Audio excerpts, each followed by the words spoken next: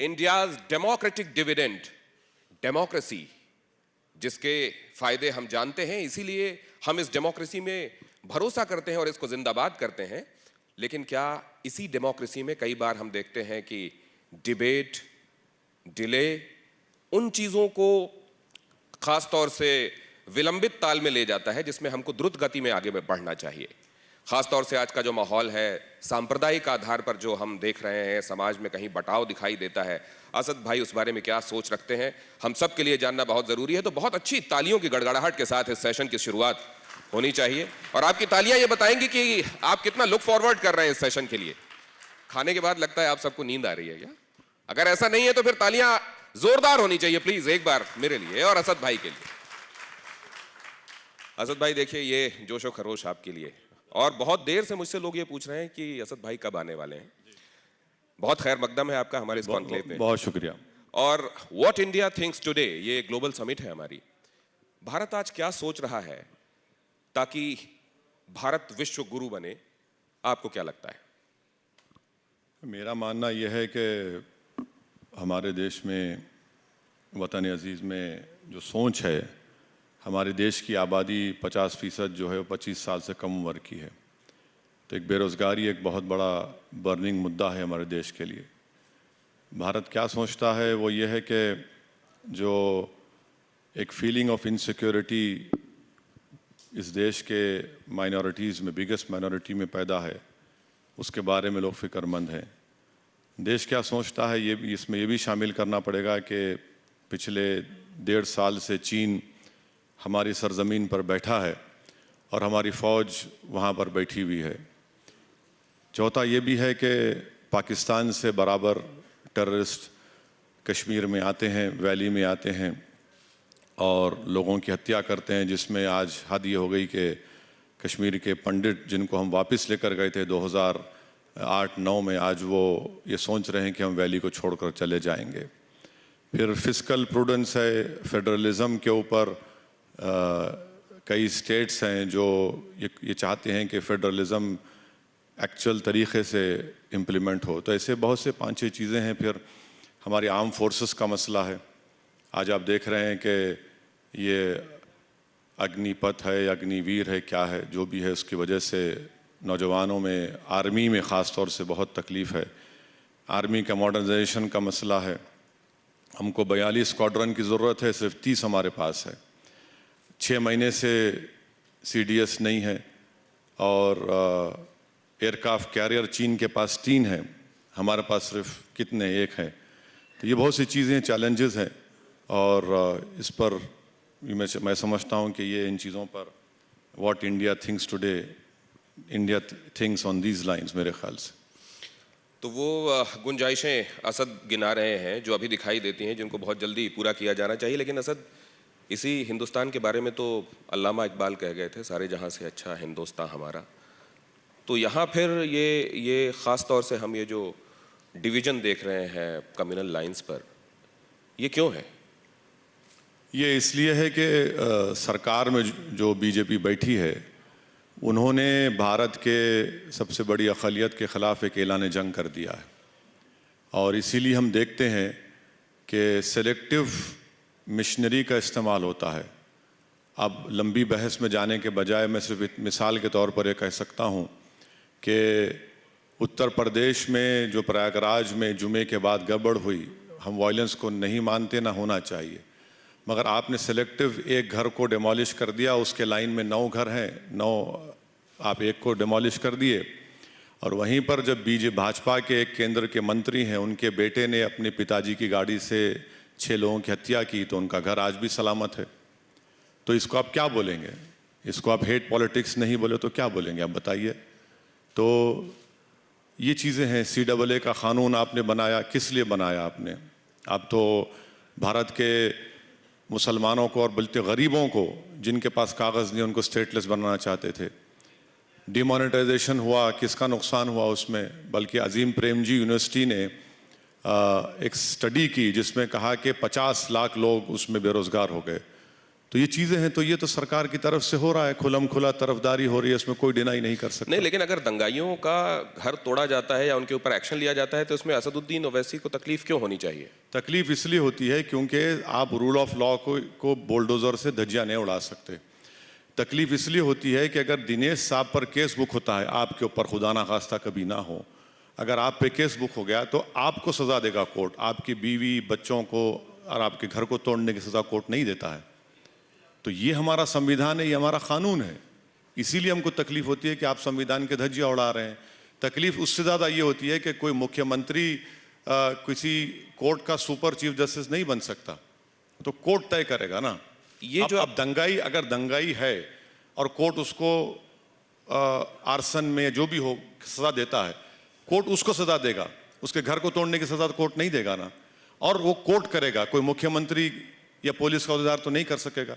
तो इसीलिए अगर आप किसी को पकड़ते हैं, पुलिस स्टेशन में लेकर, ठीक है गिरफ्तार किया आपने, मगर आपको क्यों राइट देता कि सहारनपुर में आप एक कमरे में बंद करके बेसबॉल बैट से उनको मार रहे हैं? नहीं, ठीक है, ये बात आपकी जो है कि जावेद के मसले में हालांकि उन्होंने ये भी कहा कि हमने पहले इस बारे में उनको सूचित कर दिया था और ये पहले से चली आ रही कार्रवाई थी, जो मई में ही उनको बता दिया गया था कि आपने जो मकान बनाया ना। लेकिन मैं अभी इस पर नहीं जाना चाहता, मैं दूसरी बात पे जाना चाहता हूं। एक मिनट मैं क्योंकि वो बड़ा मसला है। नहीं, मैं बड़े मसले, मैं माइक्रो लेवल पे नहीं जाना चाह रहा हूं आपके साथ। मैं आप सुनने तैयार हूं, मैं आपको करेक्ट कर रहा हूं। घर किसके नाम पर था? घर जावेद के नाम पर नहीं था, घर उनकी पत्नी के नाम पर था। मैं इसीलिए कह रहा हूं, आपने नोटिस जारी कर दी दूसरे आदमी के नाम पे।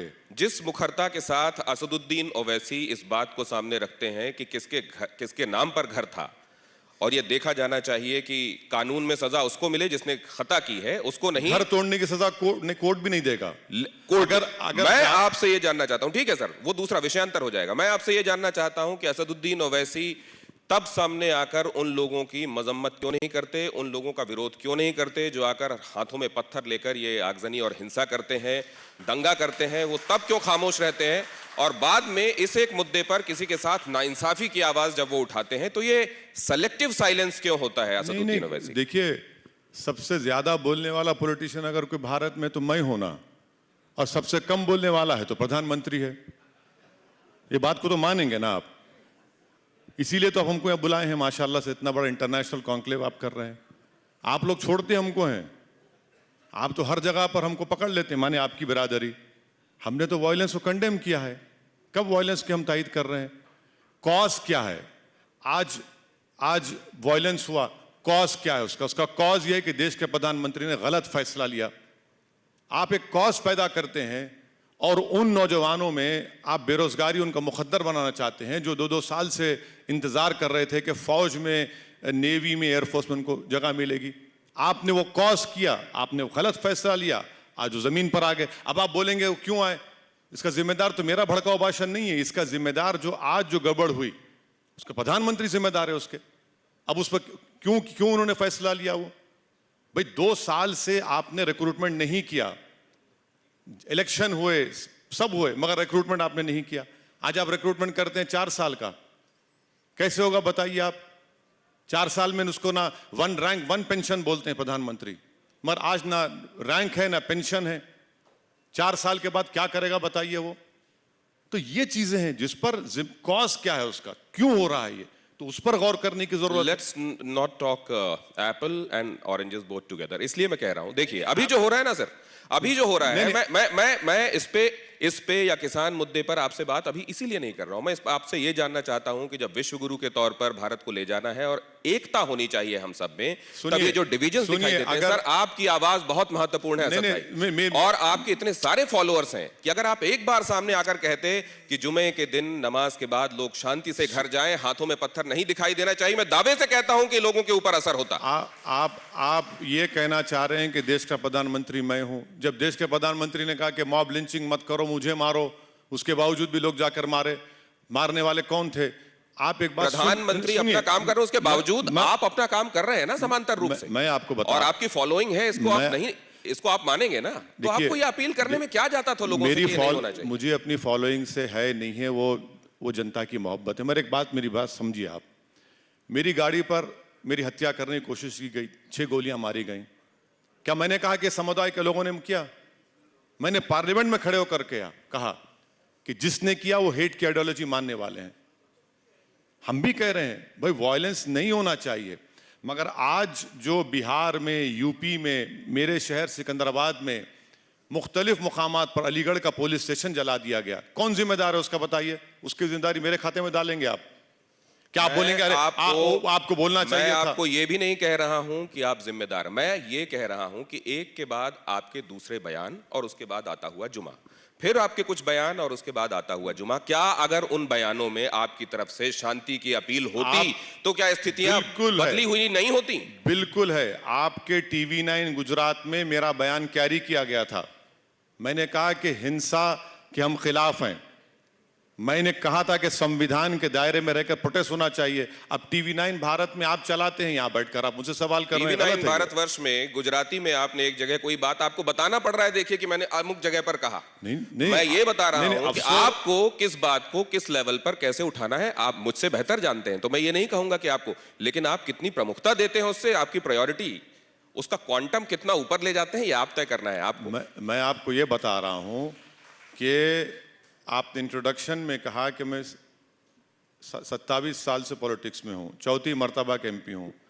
आपके दिल में सवाल ही क्यों पैदा हुआ कि मैं वायलेंस को प्रमोट करता हूं?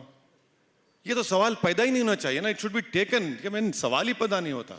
मगर आप ये पूछना चाहिए था कि ओवैसी साहब ये बताइए कि आज जो हिंसा भारत में हुई है ये कौन जिम्मेदार है उसका? आप नहीं पूछेंगे क्योंकि प्रधानमंत्री का नाम लेने से आप लोग पीछे हट जाते हैं। मैं कह रहा हूं, मैं बिल्कुल ऐसा नहीं कह रहा हूं, ये आपका नजरिया हो सकता है, मैं सिर्फ इतना कह रहा हूं, नजरिया नहीं है। आप शर्तें लागू, वो जो छोटा सा एक तारा होता है ना, शर्तें लागू और नीचे नियम लिख दिए जाते हैं, आप उसी तरीके से शांति वाली अपील कहीं छोटी सी करके निकल जाते हैं। बिल्कुल नहीं। आप क्यों नहीं निकल कर कहते कि जुमे के बाद जो भी असदुद्दीन ओवैसी को मानने वाले लोग हैं, जो मेरे फॉलोअर्स हैं, जो दीन में यकीन रखते हैं, जो इस देश के संविधान में यकीन रखते हैं, वो हाथों में पत्थर न उठाए। आज मौका है, आज कह दीजिए, आज सब लोग सुन रहे हैं, आज ये मौका भी है, दस्तूर भी है, कह दीजिए लोगों से। क्या कहूं, बोलिए, कहिए कि आज के बाद क्या लोगों का बर्ताव होना चाहिए और कानून व्यवस्था को अपने हाथों में ना ले। आप उधर देखकर कहिए, दिनेश गौतम की तरफ। नहीं, आप एक सुन लीजिए एक बात, मैं तो पहले भी कहा हूं ना, मगर आज जो गड़बड़ हुई उसका जिम्मेदार दिनेश है क्या, या हेमंत साहब हैं? आप बताइए, या योगेश है? कौन जिम्मेदार है आज जो गड़बड़ हुई? आज यहाँ पर सर, आज यहाँ हेमंत, आज यहाँ पर आनंद शर्मा जी बैठे थे और दिग्विजय जी बैठे हुए थे। दोनों ने एक बात यहां से कही कि देखिए लोगों को शांति बरतना चाहिए। आज ये जो अग्निवीर वाला मामला हुआ है, इसमें अगर आप ट्रैक्स जलाएंगे, तोड़फोड़ करेंगे, अपनी संपत्ति को नुकसान करेंगे। उन्होंने तो नहीं कर दिया, लेकिन अपील की ना। वो छोड़िए ना, इसीलिए कांग्रेस पार्टी का यह हाल हो रहा है। कांग्रेस पार्टी को यह बोलना चाहिए था कि भैया देश के प्रधानमंत्री ने गलत फैसला लिया, हम हिंसा को नहीं मानते, मगर आपने नौजवानों के मुस्तकबिल को जब बर्बाद कर दिया, ना पेंशन, ना रैंक, ना मेडिकल बेनिफिट, तो ये कांग्रेस पार्टी के देखिए ना, इनका मामला हो चुका है। आप कांग्रेस पार्टी के नेताओं का नाम देकर मुझसे मत पूछिए। आपकी पॉपुलैरिटी ट्रांसेंड करती है सिर्फ हिंदुस्तान में नहीं, बाहर तक। आप के ऊपर बहुत बड़ी जिम्मेदारी है सर, आप इस कौम के लीडर हैं सर। क्या आप सुनने वालों से इस वक्त अपील करेंगे सर? कोई भी वायलेंस को सपोर्ट नहीं करता है, ना करना चाहिए। मेरा बोलना यह है कि हिंसा जब आज की हुई है, उसका जिम्मेदार क्या दिनेश असदुद्दीन ओवैसी है या भाजपा की सरकार, हमारे देश के प्रधानमंत्री श्री नरेंद्र मोदी है या नहीं? ये बताइए। क्यों उन नौजवानों को अपना गुस्सा दिखाना पड़ रहा है? क्यों उन नौजवानों को अपनी पीड़ा दिखाने के लिए रोड पर निकलना पड़ रहा है? क्यों नौजवानों को अपनी जिंदगी को बर्बाद करने के लिए निकलना पड़ रहा है? कौन जिम्मेदार है उसका, बताइए। तो आप ये बताइए, आपसे जब ये पूछा जाता है कि आप वहां जाकर जब इलेक्शंस लड़ते हैं, तो आप अपने भारतीय जनता पार्टी के जो पॉलिटिकल ओपोनेंट्स हैं उनकी पिच को कमजोर कर देते हैं। आप कहते हैं मैं नहीं हूं जिम्मेदार, आप निकाल कर देख लीजिए, मैंने उनके कितने वोट हटाए, भारतीय जनता पार्टी को जीतने में मैं मदद नहीं करता, वो लोग कमजोर हैं, आप हमेशा कहते हैं। आप यहां कह रहे हैं कि जिम्मेदारी उन लोगों की है जो सत्तारूढ़ है। बिल्कुल है जिम्मेदारी, लेकिन आपकी भी जिम्मेदारी है असद, कहीं किसी स्तर पर, या नहीं है? बिल्कुल भी जिम्मेदारी नहीं है। आप सिर्फ जिम्मेदार तो सब भी है ना, इसमें जिम्मेदार टीवी चैनल भी है, आपकी ब्रदरी भी है, सब जिम्मेदार हैं। आप अकेले क्यों अपने आप को बचा रहे हैं? पूरे देश को चलाने की जिम्मेदारी सब पर है, मगर देश को कौन चला रहा है? सत्ता किसको दी देश की जनता ने? 120 करोड़ जनता ने सत्ता दी भाजपा को, और अगर आज वो खुद ही 80-20 की बात करेंगे, अगर आज वो खुद ही कहेंगे कब्रस्तान शमशान, अगर वो खुद कहेंगे कि कपड़े देखकर पहचानो, अगर वो खुद कहेंगे कि घर तोड़ दो बगैर कोर्ट के तो फैसले आपने के, एक पैरेलल मॉडल क्यों नहीं खड़ा किया? AIMIM को ये क्यों नहीं जाना गया कि ये है वो पार्टी जो इंक्लूसिव पॉलिटिक्स करती है, सबकी बात करती है? आपने भी तो अपने आप को एक फ्रेटर्निटी तक ही कन्फाइन करके रखा, आपने क्यों नहीं सबको मिला लिया? नहीं, कोशिश कर रहे हैं, मिलेंगे, बिल्कुल मिल रहे हैं ना। आज देखिए, भाजपा के खिलाफ, उनकी गलत पॉलिसीज के खिलाफ जितना हम बोलते हैं तो उतना कांग्रेस भी नहीं बोलती। आज आप कांग्रेस को बिठाकर उनको रॉन्ग बॉक्स में डाल दिया आपने। अब जो जवाब अगर उन्होंने दिया है वैसा, तो फिर वो जो लड़के देख रहे हैं वो तो कोस रहेंगे उनको। अब वो गलती मैं क्यों करूंगा?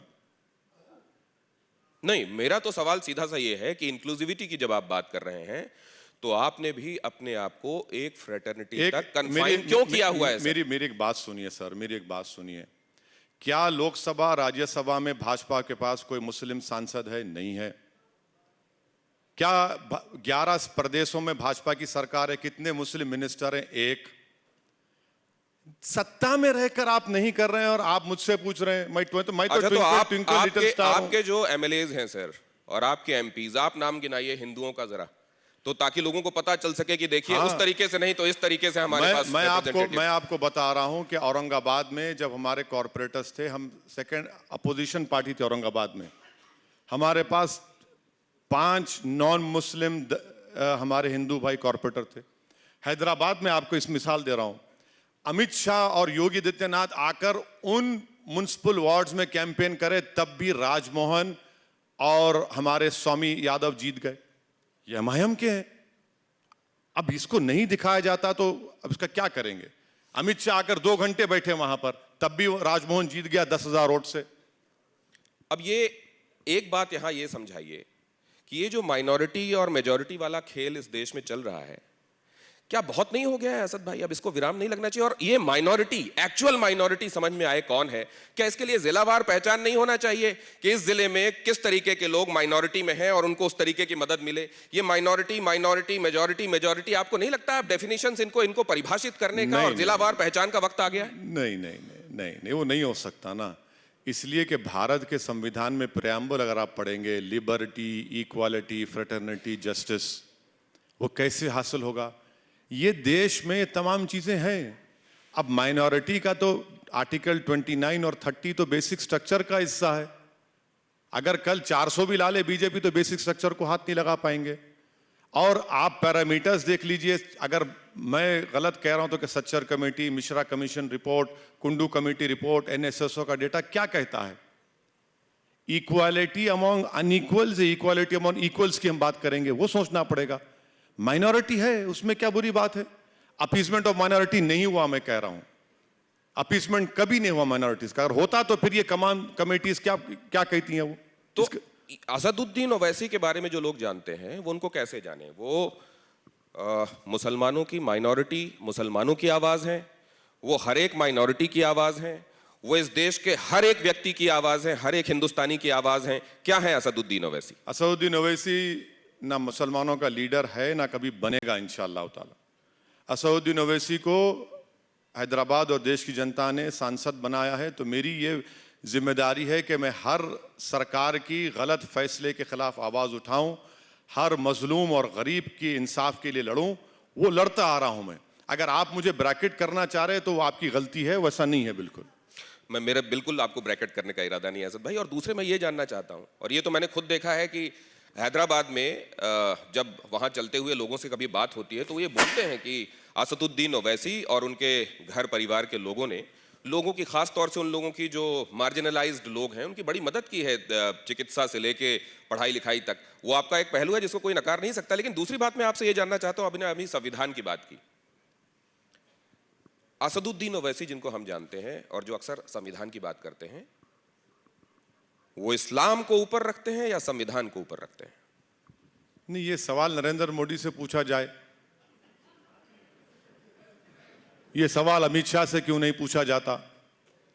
आपको मुसलमान दिख गया, बोलो। मैं यही तो कह रहा हूं ना कि आप जिस प्रिमाइस से आते हैं, आपके दिल में बात क्यों पैदा होती है कि मुसलमान से पूछा जाए कि वतन के तुम वफादार हो या नहीं हो? क्या आप ये सवाल करेंगे मौलाना अबुल कलाम आजाद से? क्या आप सवाल करेंगे अल्लामा फजल खैराबादी से? क्या आप सवाल करेंगे जौहर बरदरान से? क्या उन उलमाओं से सवाल करेंगे जिन्होंने देश की आजादी के लिए जिहाद का फतवा दिया था? ये क्या बात है? बोलिए, 75 साल की आजादी मना रहे हैं, मगर आपके दिल में अभी भी एक कीड़ा है कि मुसलमान वफादार है या नहीं है। मैंने भारत के संविधान के ऊपर अल्लाह के नाम पर ओथ लिया है। अब इससे बढ़कर अब मुझे आपसे वफादारी की सर्टिफिकेट की जरूरत नहीं है। आप क्या सोचते, मुझे उसकी फिक्र नहीं है। मैं ये कह रहा हूं कि देश में मुझे अपने मजहब पर चलने की पूरी इजाजत है। मुझे देश के चप्पे चप्पे से मोहब्बत है। मैं जब तक जिंदा रहूंगा, इस सरजमीन पर रहूंगा, जब अल्लाह की तरफ से वक्त आएगा तो इसी जमीन में चला जाऊंगा। अब इसके बावजूद भी अगर आप मुझ पे पूछा जाएंगे कि ये सवाल है, क्या सवाल है, ये तो गलत सवाल है आपका। ये सवाल उठता ही नहीं चाहिए, प्रेमाइस ही गलत है इसका। संविधान पर आपका अकीदा है, संविधान को आप सबसे ऊपर रखते हैं? बिल्कुल, संविधान से देश चलेगा ना। संविधान से देश चलेगा। तो संविधान में आर्टिकल 44 के संदर्भ में आपका क्या ख्याल है? संविधान में शराबबंदी पर आपका क्या पोजीशन है? आप लोग 6:30 बजे के बाद पीते हैं, टून हो जाते हैं, इसलिए आप डायरेक्टर प्रिंसिपल की बात नहीं करते। बताइए क्यों नहीं करते आप? संविधान में इस बात का जिक्र है कि भारत के जो नेचुरल रिसोर्सेस हैं इक्विटेबल डिस्ट्रीब्यूट होना चाहिए। आज देश की 55% वेल्थ 5% लोगों के पास है, वो डायरेक्टर प्रिंसिपल भूल गए आप। अनएम्प्लॉयमेंट का जिक्र देश ने किया था। 1947 के बाद हमने कहा था कि वी विल इरेडिकेट पॉवर्टी। आज सबसे बड़े प्रदेश का मुख्यमंत्री कहता है कि भाइयों बहनों अब 23 से 21 साल कर दिए, खुश हो जाओ। डायरेक्टिव प्रिंसिपल में ये चीजें भी हैं। आप 44 की बात करते हैं तो बताइए 44 में आप क्या करना चाहेंगे? गोवा में अगर एक हिंदू भाई और उसकी वाइफ को मेल औलाद नहीं होती है तो वो दूसरी शादी कर सकते हैं। आप यूनिफॉर्म सिविल कोड की बात करते हैं, क्या आप जाकर हिमाचल प्रदेश में एग्रीकल्चर लैंड खरीद सकते हैं? नहीं खरीद सकते। आप यूनिफॉर्म सिविल कोड की बात करते हैं कि हमने संविधान में नॉर्थ ईस्ट के मिजोरम, नागालैंड को, उन स्टेट्स को उनका कल्चरल राइट प्रोटेक्शन का संविधान में इख्तियार दिया। चलिए करके देखिए क्या तमाशा होता है वहां पर। यूनिफॉर्म सिविल कोड की जरूरत नहीं है, मेरा मानना है। इस देश की खूबसूरती उसकी डाइवर्सिटी है। और याद रखिए कि असदुद्दीन ओवैसी को बइज़्ज़त मुसलमान आर्टिकल 29 का जो फंडामेंटल राइट है, मुझे राइट टू कल्चर का प्रोटेक्शन है। मुझे उस पर आप कैसा छीन सकते हैं मुझसे? आप आर्टिकल 29 मुझसे आप नहीं, मेरा सवाल आप दूसरी तरफ ले गए। दोनों ही बार जब मैंने आपसे बात पूछी, मेरा ना मंतव्य था आपसे जब मैंने ये पूछा कि आप इस्लाम को या संविधान को किसको ऊपर रखते हैं, मैंने बहुत पर्पस के साथ वो सवाल किया था, लेकिन आप दूसरी तरफ ले गए। दूसरे जब मैंने आपसे आर्टिकल 44 पूछा, मैं खेत की बात कर रहा हूं, आप खलिहान की बात करने लगते हैं। मैं आपसे पूछ रहा हूं आर्टिकल 44 के संदर्भ में, आप तुरंत उसको दूसरी तरफ, आप 6 बजे के बाद शराब पीना, तुम किसके संदर्भ में कह रहे हैं मुझे नहीं मालूम, लेकिन मैं आपसे एक बात जानना चाहता हूं। भाई आप परमिट कीजिए, मैं आपसे एक बात जानना चाह रहा हूं। इस देश में एक सेकंड, इस देश में एक बाप है, उसके 4 लड़कियां हैं। एक की शादी ईसाई से होती है, एक की शादी मुस्लिम से होती है, एक की शादी पारसी से होती है, एक की शादी हिंदू से होती है जी। वो अपनी चारों बेटियों के लिए बराबर अधिकार चाहता है। वो बाप, उस बाप की क्या गलती है सर, बताइए आप। अरे कौन रोक रहा है आपको? दीजिए ना। यही तो है 44 सर। अरे सर यही तो है यूनिफॉर्म सिविल कोड सर। एक मिनट सुनिए। उत्तर प्रदेश में एग्रीकल्चर लैंड में क्या हमारी हिंदू बेटियों को हिस्सा मिल रहा है? क्या उत्तर प्रदेश में मुस्लिम पर्सनल लॉ बोर्ड ने रेजोल्यूशन पास करके दे दिया कि एग्रीकल्चर लैंड में हिस्सा मिलना चाहिए? दीजिए ना। और ये कौन रोक रहा है आपको? करिए ना आप। अच्छा एक बात बताइए, राइट टू विल आप निकाल देंगे क्या? करिए, निकालिए, राइट टू विल निकालिए। क्या कानून की बात कर रहे हैं आप? विल से सब कर दे सकते, निकालिए, राइट टू विल निकालिए आप राइट टू विल नहीं निकालेंगे। आपको लगता है कि ये मुसलमान, अरे छोड़िए ना। आप देश को देखिए पूरा। आपको लगता है नहीं 4 बेटियां हैं, अरे भाई 4 बेटियां हैं, उसको क्या करना है? जैसे आपने कहा कि एक से दूसरी शादी, ठीक है, स्पेशल मैरिज एक्ट में करिए आप शादी, कौन रोक रहा है आपको? मगर मेरा जो कल्चर का प्रोटेक्शन आर्टिकल 29 में है, आप मुझसे क्यों छीनना चाहते हो उसको? मुझे समझ में नहीं आ रहा। और आप ये क्यों गलत फहमी आपको है कि आपका कल्चर अच्छा है और मेरा कल्चर गलत है? ये बिल्कुल गलत है। ये किसने कब कहा कि आपका कल्चर नहीं? ये आपने ये सवाल करके ही बता रहे हैं। अब आपने कुछ 2 चीजें खुद साबित कर दी। आपने कहा कि असदुद्दीन ओवैसी कभी मुसलमानों का लीडर नहीं बनेगा, लेकिन आपने अभी मुसलमान है आपने खुद ये बता दिया कि एक्चुअली आप किसकी नुमाइंदगी कर रहे हैं। बिल्कुल नहीं, अगर मैं बोलूंगा मुसलमानों के बारे में तो क्या मुसलमान क्या मार्स से आए क्या? नहीं, भारत की सरजमीन के है ना। मैं वही कह तो रहा हूं, बोलना चाहिए तो भारत के सबकी बात नागरिक आपको हैं। नहीं, मेरा कल्चर और आपका कल्चर ये तो हमारा कल्चर है सर। आप मेरा कल्चर हमारा कल्चर क्या कर रहे मैं हैं? आपसे देखिए, वही तो संविधान को समझ नहीं रहे ना आप। अगर आप आर्टिकल 29 पढ़ लीजिए खोल के, जरा पढ़ लीजिए खोल के आर्टिकल 29। वो सवालात हैं आपके, व्हाट्सएप ग्रुप है वो आपका। वो आर्टिकल 29 में तो कल्चर का प्रोटेक्शन मुझे दिया गया है, आप क्यों छीनना चाहते हो उसको? अच्छा, आपको मालूम कि नॉर्थ ईस्ट स्टेट्स में कल्चर का प्रोटेक्शन दिया गया है? अरे हर जगह का कल्चर इस देश की खूबसूरती है। जब मैंने आर्टिकल 44 की बात की तो आपने कह दिया कि कितनी बच्चियों को उत्तर प्रदेश में जमीन पे हक मिल रहा है। मैं एक बात ये जानना चाहता हूं कि अक्सर इस तरह की बातें करने वाले और समाज के उस तबके की नुमाइंदगी का दम भरने वाले, अगर प्रत्यक्ष नहीं तो परोक्ष रूप से भरने वाले, उनको मैं हमेशा एक स्टेटस में देखता हूं, एफ्लुएंट देखता हूं। वो विदेश से पढ़कर भी आते हैं, मैं आपकी बात नहीं कर रहा हूं, हालांकि आप भी विदेश से पढ़कर आए हैं, लिंकन इन से बैरिस्ट्री आपने पढ़ाई की, मैं आपकी बात नहीं कर रहा हूं, लेकिन वो तमाम लोग मेरे को अफ्लुएंट दिखाई देते हैं। वो जिस तबके की बात होती है सर, वो गरीबी दिखाई देता है। ये भी थोड़ा मुझको आप माजरा समझाएंगे, क्योंकि आप तो सर ऊपर से नीचे तक पूरा मशीनरी देख चुके हैं। आपका सवाल खुल के करिए। आप क्या पूछना चाह रहे, खुल के करिए। मैं आपकी समझ में नहीं आया आपको, नहीं मैं समझ में समझाता आया, हूं। मुझे नहीं समझ में आया सर। आपकी तरह अक्लमंद होता तो आपने एंकर बन जाता मैं। आर्टिकल 44 की बात करने पर उसको जिन गलियों में घुमाया, मुझको नहीं, गलियों में नहीं, नहीं, आपने कई सारी चीजें समानांतर रूप से खींची सर। मैं ये कह रहा हूं कि ये होना है तो ये भी साथ में हो जाना चाहिए। वो क्यों नहीं हुआ, फिर ये बात करेंगे, तब ये बात होनी चाहिए। ये जो झमेला है सर, इसके चक्कर में ये तो नहीं होता कि कुछ लोगों ने मुद्दों को हमेशा जिंदा रखा है ताकि उन मुद्दों पर उनकी अपनी खेती बाड़ी पॉलिटिक्स की वो बढ़िया जारी रहे, वो एफ्लुएंट रहे, उनका कुल खानदान कारोबार चलता रहे और वो मुद्दे जस के तस हैं। ये मैं पूछना चाहता हूं। देखिए, मैं आर्टिकल 44 की मुखालिफत इसलिए कर रहा हूं क्योंकि पिछले लॉ कमीशन को मैंने अपने ओपिनियन पूछे थे तो हमने लिख कर दिया उनको। और आज भी आपसे कह रहा हूं कि आर्टिकल 44 का वायलेशन या आर्टिकल 44 को इम्प्लीमेंट करना या जो भी कानून बनाना, उसके खिलाफ हम इसलिए हैं क्योंकि हमारे को राइट टू कल्चर आर्टिकल 29 का हमारा हिस्सा है। हम अपने कल्चर को, जो फंडामेंटल राइट है, फंडामेंटल राइट को आप नहीं छीन सकते मुझसे। आप दिनेश साहब, मेरा फंडामेंटल राइट है। अब आप ये बताइए कि इसमें एफ्लुएंट, उसमें क्या है भाई? मैं ये कह रहा हूं कि आप एफ्लुएंट की बात कर रहे हैं ना, संविधान में डायरेक्टिव प्रिंसिपल लिखा है कि देश के नेचुरल रिसोर्सेज सब में इक्वली डिस्ट्रीब्यूट होनी चाहिए। मैं आपको डेटा दे रहा हूं कि देश की 55% दौलत 5% लोगों के पास है। वो क्यों हो रहा है? देश का पूरा एयरपोर्ट, देश के पूरे पोर्ट्स एक आदमी के पास क्यों है? बताइए मेरे को। ये क्या डायरेक्टिव प्रिंसिपल का वायलेशन नहीं है? आप बताइए मेरे को। गरीबी, आप 4 साल का टीओडी करते हैं, आप गरीबी उसका मुकद्दर बना रहे।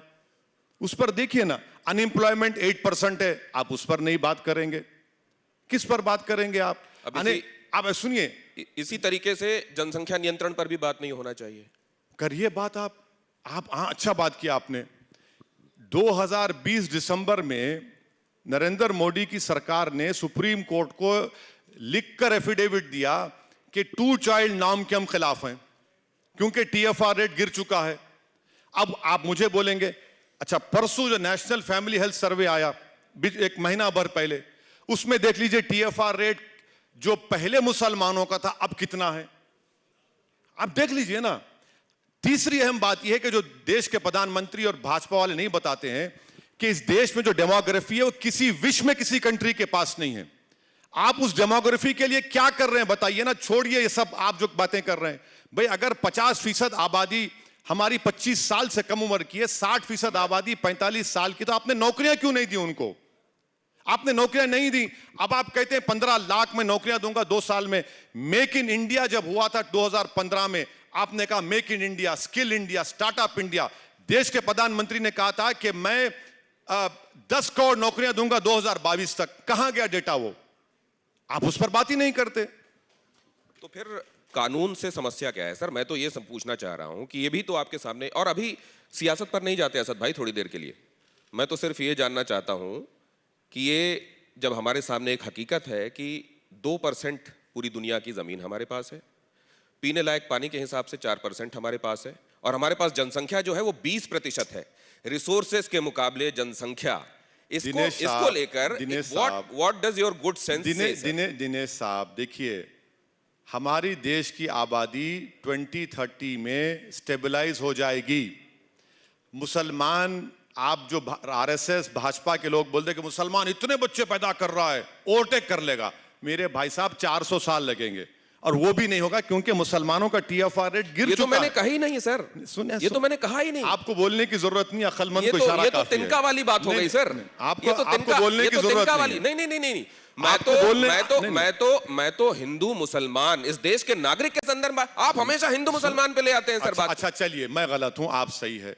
फिर देश के प्रधानमंत्री की सरकार ने सुप्रीम कोर्ट में एफिडेविट क्यों दिया कि हम 2 चाइल्ड नॉर्म के खिलाफ हैं? क्यों दिया उन्होंने? क्यों दिया लिखकर? मैं झूठ बोल रहा हूं क्या? आपने सुप्रीम कोर्ट में लिखकर दिया कि we are against the 2 child norm. ये अलग बात है कि भाजपा के नेता टीवी पर जाकर अलग बातें करते हैं। मैंने आपसे अपने सवाल की शुरुआत में कहा कि हम कॉमन सेंस की बात करते हैं, हम अभी सियासत की बात करते ही नहीं। सुनिए, कॉमन सेंस तो ये होना चाहिए कि देश की 50% दौलत 5% लोगों के पास क्यों है? देश की नौजवान 8% नौजवान बेरोजगार, 8% अनएम्प्लॉयमेंट क्यों है? इसका जिम्मेदार कौन है? देश के प्रधानमंत्री 2015 में कहा था कि मैं 10 करोड़ नौकरियां 2022 तक दूंगा, क्यों नहीं दिया? ठीक है, तो आज आप कहते हैं कि 15 लाख दूंगा मैं 24 से पहले। मैं ये तीसरा ऐसा वाकया देख रहा हूं जहां मैं असद जी से पूछ रहा हूं, अगर 44 के संदर्भ में तो उन्होंने बेटियों को क्या हक मिल रहा है उस बारे में बात की। जहां मैं अगर उनसे पूछ रहा हूं कि कानून क्या जनसंख्या के संदर्भ में होना चाहिए, तो वो ये कह रहे हैं कि आप पहले इसके बारे में बात कीजिए कि दुनिया की जो ये हिंदुस्तान की दौलत है वो 5% लोगों के पास सबसे ज्यादा क्यों है।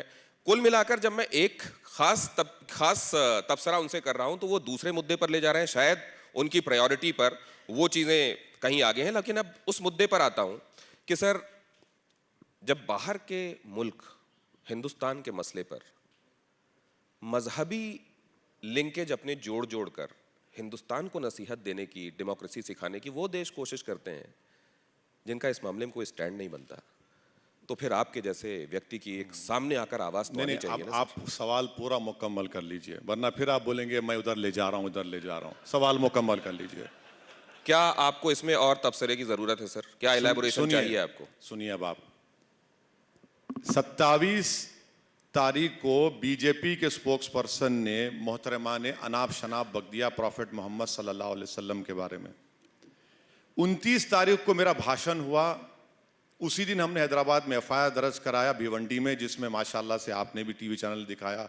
आपका, हेमंत साहब का शुक्रिया बहुत बहुत कि आपने हमारा भड़काऊ भाषण दिखाया, जिसमें हमने कहा था कि देश के प्रधानमंत्री को अपने स्पोक्स पर्सन के खिलाफ एक्शन लेनी चाहिए।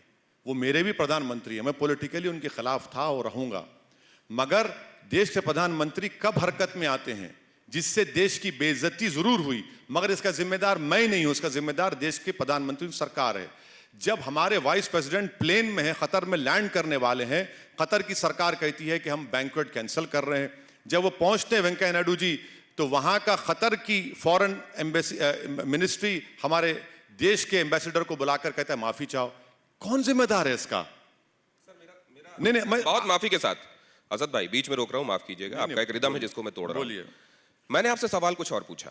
मैंने आपसे सवाल, देखिए, जिस समय उन देशों ने कहा, तो आप बेशक बाद में प्रधानमंत्री को कहते, आपको जो कहना था, वो आपके प्रधानमंत्री हैं, लेकिन क्या उस समय आपको नहीं कहना चाहिए था कि आप कौन होते हैं हमको बताने वाले हमारे मसलों में? आप ये क्यों कहते हैं कि देखिए हम कह रहे थे तो नहीं सुना, वो कह रहे हैं तो आपने कार्रवाई की है? क्यों कहते हैं आप? आपके प्रधानमंत्री, आप उनसे झगड़ा कीजिए, लेकिन बाहर के मुल्कों को नसीहत तो मत देने दीजिए। अरे मेरा प्रधानमंत्री खुद दबाव में आ गया अरब के शेखों के, तो मैं क्या करूं? जब वो खुद दबाव में आ गया अरबों को, शेखों के, तो आप मुझे क्यों खड़ा कर रहे हैं? आप मुझसे क्यों पूछ रहे हैं? अच्छा, आज की मिसाल लीजिए। आपने एक भी जगह ये कहा कि बाहर के मुल्कों को ये दखलंदाजी नहीं करनी चाहिए थी। सिर्फ 5 मिनट रह गए हैं, खत्म करने दीजिए। सुनिए, देखिए, एक बात सुनिए। आज यूनाइटेड नेशन सिक्योरिटी काउंसिल में चीन ने, अमेरिका और भारत, एक पाकिस्तान के एक अब्दुल रहीम मक्की को डेसिग्नेट करना चाहे टेररिस्ट, चीन वहां पर रोक लगा दिया। हाँ, अब ब्रिक्स समिट में प्रधानमंत्री क्यों जा रहे हैं, बताइए आप क्यों जा रहे हैं प्रधानमंत्री ब्रिक्स समिट में, आप बताइए ना। और आप बोलते हम नहीं बोले। अल कायदा ने जब कहा इस मसले पर, हमने कहा रस प्रॉफिट मोहम्मद की मोहब्बत में हमको जो करना है करेंगे, आप टेररिस्ट ऑर्गेनाइजेशन दूर रहिए। पाकिस्तान देश में जाकर हमने भारत की बारे में कहा, हमने कोई एहसान नहीं किया, हमारा वतन है, वतन अजीज है। तो ये आपको पूछना, भाई आपको ये पूछना चाहिए था कि भारत के प्रधानमंत्री अरब ममालिक के आगे क्यों झुक गए। उनको नहीं झुकना चाहिए था और कहना चाहिए था कि हमारे पास डेमोक्रेसी है, हम देख लेंगे। मगर आपको 40% गैस आना है कतर से, 40% आपको ऑयल आना है। और फिर देखिए और सुनिए, आपको यह भी मालूम कि 80 लाख लोग वहां पर काम करते हैं, 55% रेमिटेंस आता है। भाई देश का प्रधानमंत्री अगर कमजोर पड़ जाता है तो इसकी जिम्मेदार मैं कैसा हूं। एक बात मैं लगातार ऑब्जर्व कर रहा हूं असद भाई, और अब आप इसमें बताइए, आपने, हाँ वो देख रहा हूं मैं कि सॉल्यूशंस आपके पास किन किन चीजों के। मैंने देखा प्रॉब्लम्स आपने बहुत सारी बताई, कौन कौन लोग जिम्मेदार हैं ये भी बता दिया आपने। अब क्योंकि विश्वगुरु की तरफ हम बात कर रहे हैं, क्या है सॉल्यूशंस आपके, मौजूदा दुश्वारियों का सॉल्यूशन बताइए। सॉल्यूशन एक ही है कि संविधान में जो इक्वालिटी और राइट टू इक्वालिटी की जो बात की गई है, देश की सरकार को अनबायस तरीके से काम करने की जरूरत है। देश की सरकार जब तक नफरत का चश्मा लगाकर भारत के लोगों को देखते रहेगी, जो उनसे पॉलिटिकली उनसे डिफरेंस रखते हैं, तो फिर गलती उनकी है। इसका सोल्यूशन एक ही है कि आपको सत्ता मिली है, अब आप 8वें साल में हैं। भाई 8 साल में आपने क्या किया बताइए ना। कहीं ऐसा तो नहीं है कि ये पूर्वाग्रह दोनों ही तरफ से हैं, दोनों ही तरफ से पूर्वाग्रह नहीं, बिल्कुल नहीं, बिल्कुल नहीं है।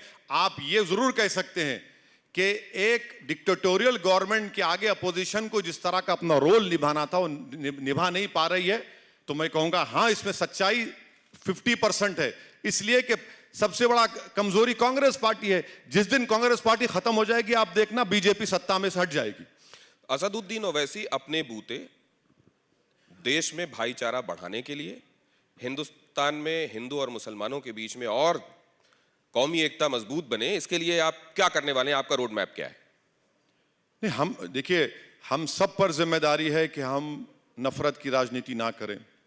हम सब की जिम्मेदारी है कि हम उन लोगों को दूर करें जो जहर फैलाने का काम करते हैं। और सबसे ज्यादा जिम्मेदारी सरकार की है। भाई इतना बड़ा बकवास अनाप शनाप उनके नेशनल एग्जीक्यूटिव कमेटी के मेंबर ने किया, प्रधानमंत्री एक जुमला नहीं बोलेंगे, एक बात नहीं बोलेंगे। मैं अभी भाई मैं 20 करोड़ मुसलमानों के, आप प्रधानमंत्री है ना। क्योंकि ये कंक्लूजन की तरफ जा रहा है असद भाई, इसलिए मैं कॉन्टेक्स्ट को थोड़ा सा ग्लोबल कर रहा हूं। देखिए, एब्सोल्यूशन में हम अपने घर में 36 चीजें देख सकते हैं, उनमें नुक्ताचीनियां कर सकते हैं, वो हम करेंगे, उसमें सुधारेंगे। लेकिन जब हम कंपैरिजन में देखते हैं कि हिंदुस्तान में माइनॉरिटी कितनी थी आजादी के समय और आज कितनी है, क्या है, जब हम देखते हैं, एक सेकंड, कितनी थी, आप गलत कह रहे हैं। देखिए फिर 84% से 79% हिंदुओं के संदर्भ में, सर देखिए 10% से 15 से 20%। सर मैं एक बात, मैं इस पर आपको रुकना पड़ेगा। पहले सेंसस से लेकर अब तक, टीएफआर का कैलकुलेशन से लेकर अब तक, आप बताइए क्या है। यही तो आपकी गलती है। बताइए भाई, आपकी गलती। मेरी जानकारी यह है कि जब आप कंपेयर करते हैं, पाकिस्तान का हाल देखते हैं, तो वहां माइनॉरिटी जो हिंदू हैं, देखिए अब आप पाकिस्तान पे आ गए। मैं इसलिए आ गया, आप आ गए पाकिस्तान पे। मैं आपको इतनी मोहब्बत क्यों पाकिस्तान मैं कंपैरिजन, सर इसी देश में इतनी मोहब्बत है पाकिस्तान से? मोहब्बत नहीं, आपकी इस धरती का और आपका ही हिस्सा रहा है पाकिस्तान इस देश का एक समय हिस्सा रहा है, वो काट कर अलग किया गया है। क्या इस बात से आप मुकर सकते हैं? अरे भाई, जिन्होंने काटा उनको पूछिए ना, उनको पूछिए। आपको पाकिस्तान के जाने से दर्द नहीं हुआ क्या सर? सुनिए, मेरा जो बुजुर्ग थे, मेरे आबो अजदाद थे, उन्होंने कहा कि हम नहीं जाएंगे पाकिस्तान को। 75 साल की आजादी का अमृत अवसर मना रहे हैं। अगर मैं उसमें चला गया, पूछ रहे हैं पाकिस्तान, तो फिर अगर उतने पहले चला गया तो फिर रज़ाकार्स की बात आएगी। फिर कौन रहना चाहता था हिंदुस्तान के साथ या पाकिस्तान के साथ, इसमें चले जाए। और ये एक बात सर, दिनेश भाई एक मिनट, देखिए पाकिस्तान के जो चाहने वाले थे वो पाकिस्तान चले गए, और जब मुसलमानों को उस जमाने में जो वोटिंग राइट था, किसको था वोटिंग राइट? सुनिए एक बात, उन लोगों को हिंदुस्तान में नहीं, उन लोगों को वोटिंग राइट था जिनके पास जमीन थी, जो नवाब थे, फ्यूडल लोग थे, जो पढ़े लिखे थे, इनकम टैक्स थे, आम मुसलमान को वोट डालने का राइट नहीं था। ये तो बाद में मिला हमको यूनिवर्सल सफरेज का राइट। अब आप पाकिस्तान की जिम्मेदारी मुझ पे डालेंगे। नहीं दिनेश भाई सुनिए, इस्लाम को मानने वाले जिन जिन देशों में रह रहे हैं, मैं आपका शुक्रिया अदा करता हूं कि आपने पाकिस्तान की जिम्मेदारी मुझ पर डाली। आपका बेहद शुक्रिया कि आपने मुगलों की जिम्मेदारी मुझ पर नहीं डाली। नहीं, बहुत शुक्रिया आपका। नहीं, आपने बात को फिर अपने हिसाब से टर्न एंड ट्विस्ट किया और अपनी तरफ आप ले गए। मेरा वो मंतव्य नहीं था, फिर से मैं बता दूं। लेकिन अब देखिए, क्योंकि वक्त समाप्त हो गया है, तो आखिरी चीज मैं आपसे ये जानना चाहता हूं, क्या हिंदुस्तान कौमी यकजहती के मामले में कोई ऐसा मंत्र दे सकता है जो पूरे विश्व के लिए शांति मंत्र बन सके? बिल्कुल। पहला काम देश के प्रधानमंत्री को करना चाहिए कि नेशनल इंटीग्रेशन काउंसिल की मीटिंग बुलाई जाए। चलिए, वो तो एक्ट में हमारे, बुला लीजिए, आप बुलाइए। नेशनल इंटीग्रेशन काउंसिल की मीटिंग प्रधानमंत्री बुला लीजिए, उसमें हम भी मेंबर हैं, सब मेंबर हैं। उससे जो पैगाम निकलेगा ना, पूरे देश में उसका असर होगा। प्रधानमंत्री को बुलाना चाहिए, मैं जाने तैयार हूं। आप बताइए प्रधानमंत्री को जब मिलेंगे रात में आप। असदुद्दीन ओवैसी, उनके पास उनके हिसाब से तकलीफें, उनकी निगाहें एक खास तौर की तकलीफें देखती हैं और उसका इलाज भी उनके हिसाब से, उसका प्रिस्क्रिप्शन जो है वो उनका अगर आप देखेंगे तो कुछ और पढ़ने में मिलता है। लेकिन कुल मिलाकर जो बात है वो ये कि मौजूदा जिन दुश्वारियों को हम झेल रहे हैं, अगर उसमें से सार्थक रूप से हमने ये निकाल लिया नीर शीर विवेक से कि कहाँ हम कमजोर हैं, किन चीजों को सुधारेंगे तो हमारे आने वाले दिनों में बेहतरी हो सकती है, अगर ये हमने समझ लिया तब तो ठीक है। और अगर पूर्वाग्रहों के साथ हम रहे तो फिर ये ट्रेडमिल की दौड़ हो जाएगी जिसमें विस्थापन नहीं होगा, बस एक जगह दौड़ रहे होंगे। और हमको अगर आगे बढ़ना है तो इस ट्रेडमिल की दौड़ से बाहर आना पड़ेगा। बहुत धन्यवाद असद भाई, हमेशा की तरह बहुत बेलाग तरीके से आपने इसमें पार्टिसिपेट किया, बहुत शुक्रिया।